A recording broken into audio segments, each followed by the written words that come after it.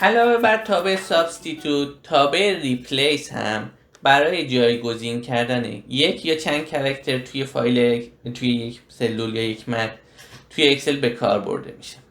اگه بخوایم یک یا چند کاراکتر با یک یا چند کاراکتر جدید جایگزین کنیم، میتونیم از ریپلیس هم استفاده کنیم.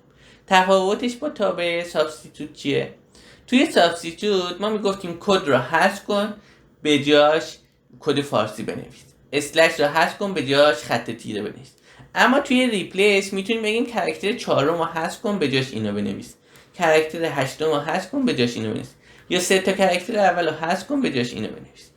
الان توی این مثال 3 تا کاراکتر اول که حروف انگلیسیه ما میخوایم حذف کنیم، به جاش یه دونه ایکس بنویسیم. خب حالت ها متفاوته دیگه، سابستیتوت به کار ما نمیاد. چون سابستیتوت باید میگفتیم مثلا QNW رو حذف کن، اما اینجا ما فقط میخوایم بگیم ستای اول رو حذف کن. چطوری میگیم بهش؟ میگیم ریپلیس کن توی این سلول، ورودی اولش میگه تو کدوم سلول. توی این سلول ورودی دوم از ما میفته از چندمین کاراکتر شروع کنم به حذف کردن. من میگم از کاراکتر اول شروع کن حذف کن. توی ورودی بعدی میپرسه چند تا کاراکتر رو حذف کنم. من میگم 3 تا کاراکتر. یعنی از توی 23 الان تا اینجایی که من بهش گفتم توی سلول 23 از کاراکتر اول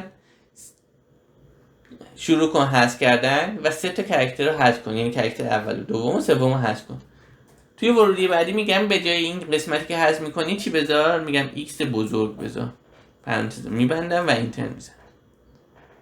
با اعمال کردنش میبینیم 3 کاراکتر اول حذف شد، جایگزینش ایکس اومد.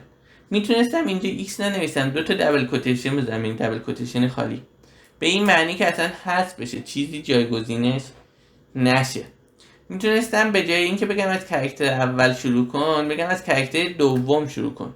توی این مثال کاراکتر دوم، سوم و چهارم حذف میشن، به جاش چی گذاشته میشه؟ به جاش میتونم خط تیره بزنم، اینتر.